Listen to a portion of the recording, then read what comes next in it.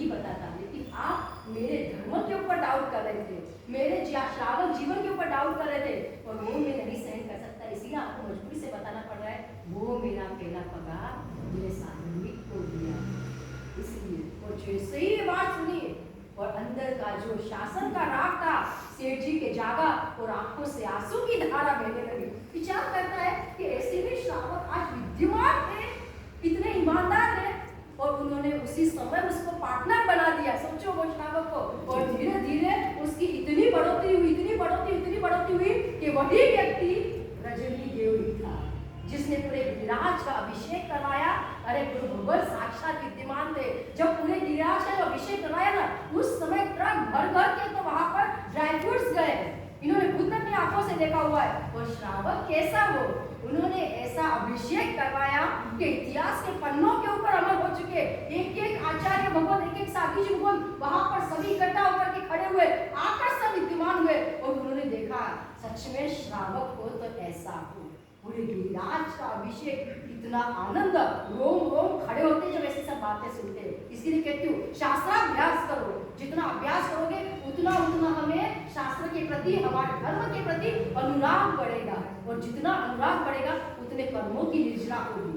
लेकिन वो सब करने के लिए हमारे पास समय कहाँ है। और ऐसा अभिषेक किया, जैसे अभिषेक पूरा हुआ और सभी ने कहा कि सभी लोग आइए वहां पर, और आज रजनी देवी जी का वहां पर बहुमान होने वाला है, और बहुमान की सारी तैयारी वहां हो चुकी है। सभी वहां पर बैठे हुए, धर्म सभा चल रही है, और गुरु भगवान तारीफ की तारीफ किए जा रहे हैं कि आज तक भूतो ना भविष्य की इस प्रकार का इतना अद्भुत कार्य इस कलयुग के अंदर इस व्यक्ति ने, यानी कि रजनी देवी ने किया हुआ है। और बस उनको बुलाइए, आज उनका बहुमान होने वाला है। चेयर पे बैठे हुए, शांति से बैठे हुए, सब लोग बोल रहे, सुन रहे हैं। सभी ने कहा कि चलिए आपका बहुमान है, शांति से बैठे हुए। फिर से बोला चलिए आपका बहुमान है, कुछ भी नहीं बोल रहे। और एक व्यक्ति ने जैसे उनको हाथ लगाया और गर्दन लटक गई, व्यक्ति ने अपना बहुमान भी नहीं लिया। वही के वही उनका अंतिम संस्कार, वही के वही खत्म हो गए। क्यों? क्योंकि बस एक बात अत्यंत आनंद था, परमात्मा बस आपका अभिषेक करवाना था, आपके पूरे गिरिराज का अभिषेक करवाना था। ये गिरिराज का अभिषेक नहीं हुआ है, मेरी आत्मा का अभिषेक हुआ है। और बस अत्यंत आनंद के कारण, खुशी के कारण वही उनके प्राण उड़ गए।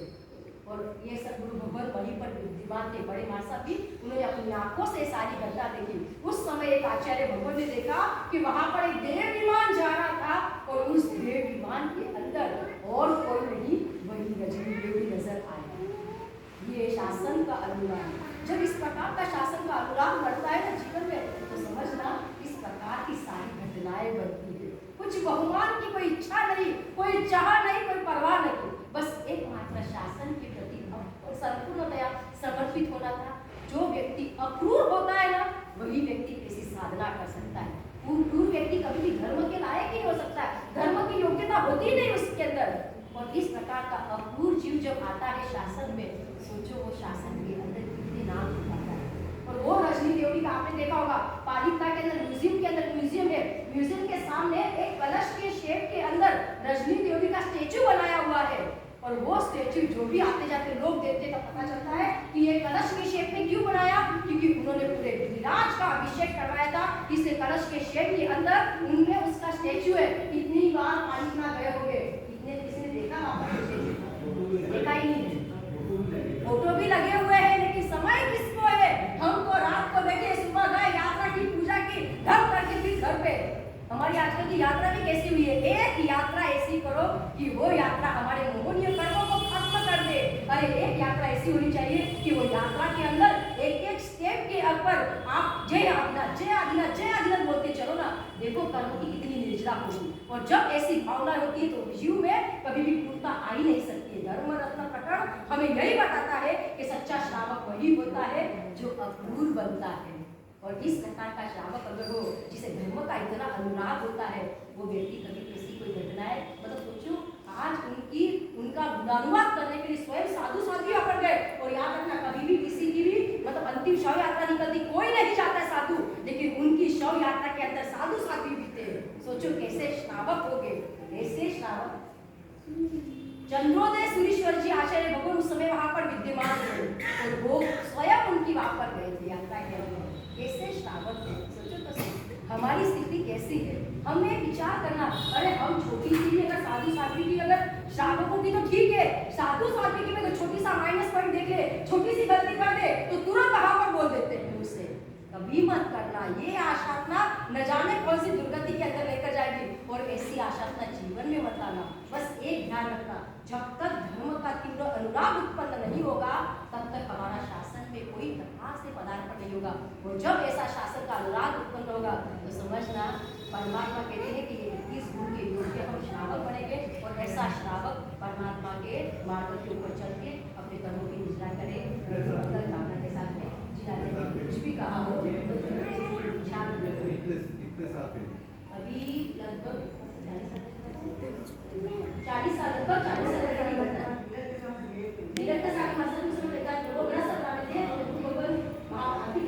अर्चना महाराज थे, अर्चना शिव जी महाराज ने स्वयं देखा, वो भी ग्रस्त सभा में थे, उन्होंने भी वो अभिषेक किया। आप थे, आप धन्य हो, बहुत सोचो कैसा अभिषेक हुआ था उनके महाराज का।